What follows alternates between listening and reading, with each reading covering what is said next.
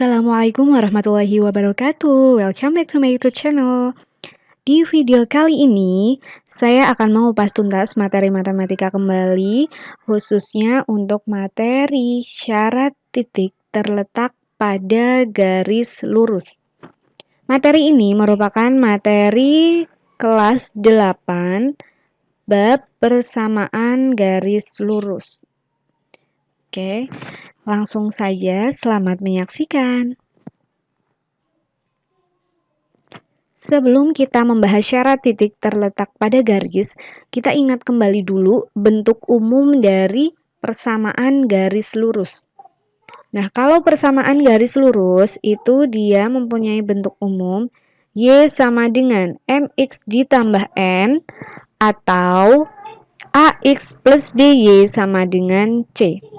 Nah, intinya kalau persamaan garis lurus itu nanti dia mempunyai dua variabel berpangkat 1 dan mempunyai tanda sama dengan. Ya, itu bentuk umum persamaan garis lurus. Kemudian, syaratnya sebuah titik terletak pada garis jika nilai absis dan ordinat titik tersebut memenuhi persamaan garisnya.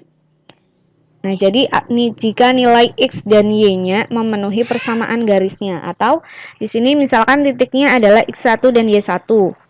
Kalau kita mau mengecek apakah terletak pada garis lurus, ini kan persamaan garis lurusnya. Nah, itu jika Y1 sama dengan MX1 plus N, atau di sini Y-nya kita ganti dengan nilai titiknya. Ya, di sini kan koordinat titiknya Y1 kan. Berarti Y-nya kita ganti Y1. Kemudian X-nya kita ganti X1. Nah, jika ini dimasukkan, nanti harus bernilai benar.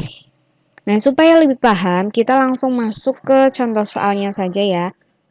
Selidiki mana di antara titik 16, 25, dan 30 yang terletak pada garis Y sama dengan negatif 3X ditambah 9.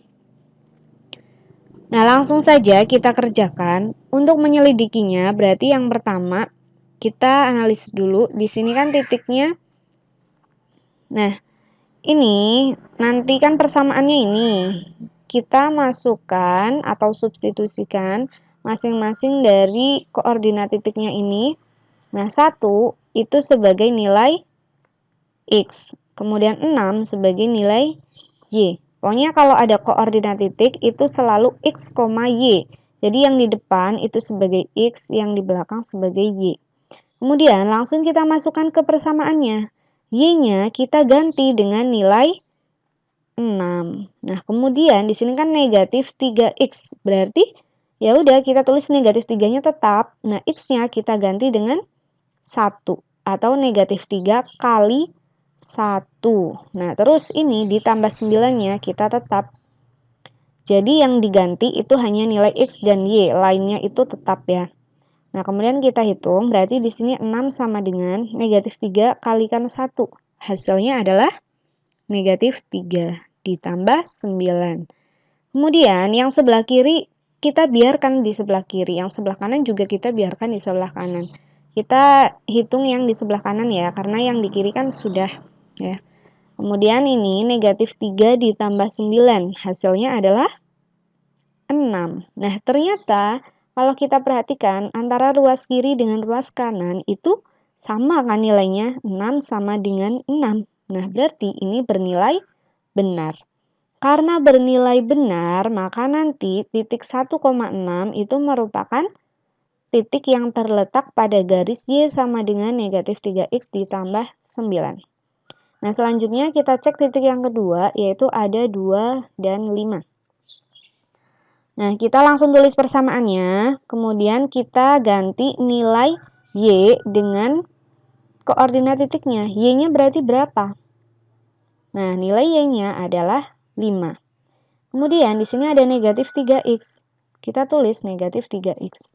Negatif 3 ya. X-nya itu ya kita ganti dengan 2. Berarti negatif 3 kali 2.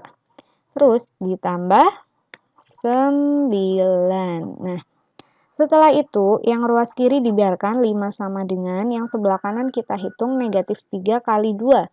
Ketemunya adalah negatif 6 ditambah 9. Nah, yang sebelah kiri 5 sama dengan negatif 6 ditambah 9. Berapa hasilnya? Hasilnya adalah 3. Nah, kalau kita perhatikan, apakah 5 itu sama dengan 3? Tidak kan? Harusnya 5 ya sama dengan 5, 3 ya sama dengan 3. Nah, karena di sini berbeda antara ruas kiri dengan ruas kanan, maka dia bernilai salah.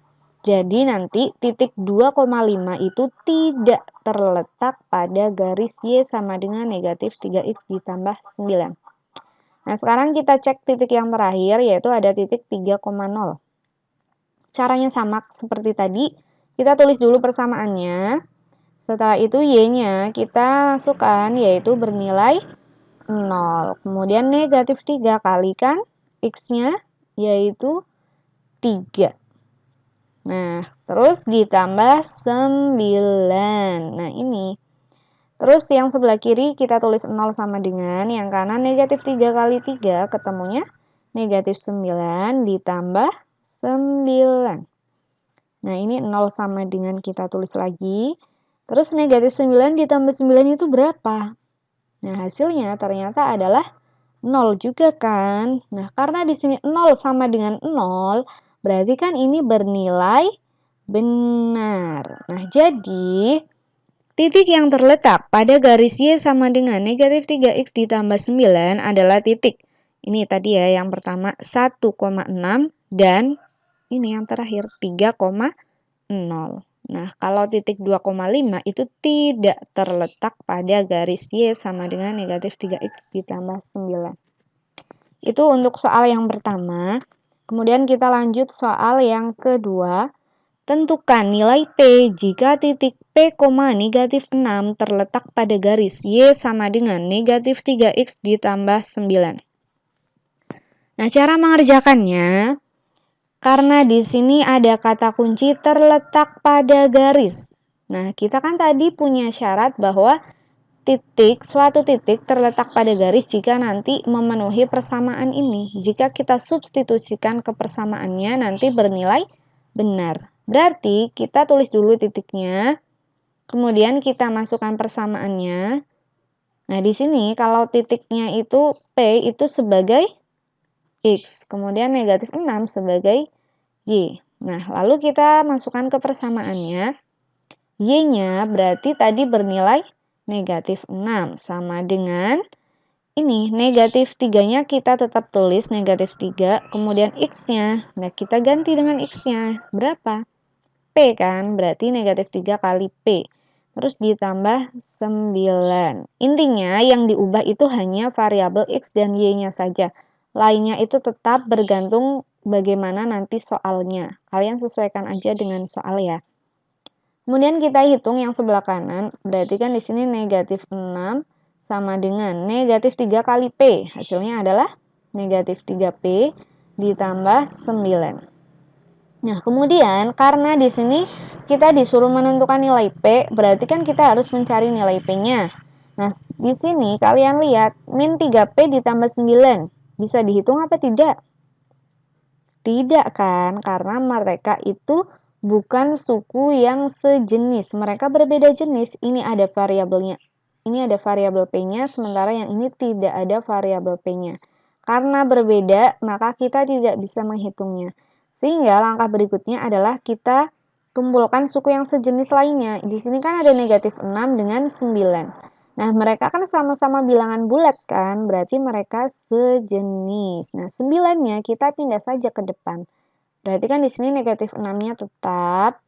Kemudian plus 9 pindah ruas menjadi min kan. Nah, negatif 9 atau pengurangan dikurangi 9. Terus sama dengan negatif 3P-nya tetap di sini. Nah, terus kita hitung dulu yang depan. Negatif 6 dikurangi 9. Hasilnya adalah negatif 15 sama dengan negatif 3P. Kemudian karena kita mau mencari P, negatif 3-nya harus kita pindah juga. Ini kan negatif 3P, itu kan berarti negatif 3 kali P. Karena ini perkalian, berarti kita pindah ruas menjadi pembagian. Berarti nanti negatif 15-nya tetap di atas, terus dibagi dengan negatif 3. Nah, sama dengan P, karena negatif 3-nya kan udah pindah. Jadi di sebelah kanan tersisa P. Nah, kita hitung. Negatif 15 dibagi negatif 3. Negatif bagi negatif hasilnya positif 5 sama dengan P. Nah, jadi nilai P-nya itu sama dengan 5. Nah, itu cara mengerjakan untuk soal-soal yang tadi. Nah, semoga bisa bermanfaat untuk kalian semua. Jangan lupa kalian klik subscribe di channel YouTube saya, supaya nanti channel ini semakin berkembang dan semakin banyak menghasilkan karya-karyanya dan terus memperbaiki kualitasnya. Oke, terima kasih sudah menyaksikan. Nantikan terus videonya. Wassalamualaikum warahmatullahi wabarakatuh.